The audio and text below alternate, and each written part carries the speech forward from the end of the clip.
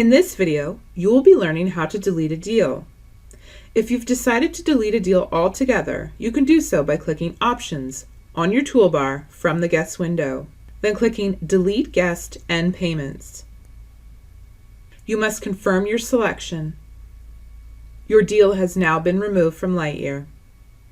Note, if any have been added already, all deal statuses must first be removed and deal transaction information deleted before you're able to delete a deal.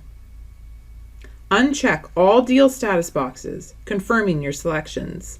Then, from the Deal Transaction window, select Delete on the toolbar to also remove any information previously saved to this window. Your deal can now be deleted. Congratulations! You have successfully learned how to delete a deal.